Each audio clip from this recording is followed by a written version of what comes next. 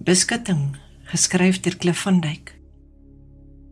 Oor winter waar die lelies blom, in roes getrapte adorasie, weerkaats my asem teen jou lag, in bronsblou van jou oë se terg. Ek murmel woorde van verliefdheid, oor jou kosmos uitgestrooi. In ou nooi bossie, vars gepluk, streel Adams vurk oor jou gelaat.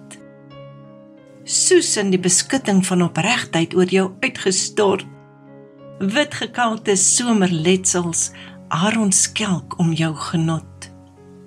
Pampelmoes se soet gesange, soekend na voltooide drome, in jou hartklop, souvenir die glinster van St. Elms vuur.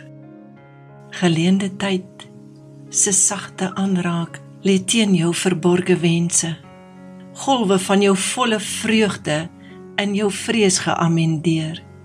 Verslenterde ou skoene, loop waar najaarsvrug se bloeisels blom, in jou reënboog glimlag, wat soos vars genade oor my vloei.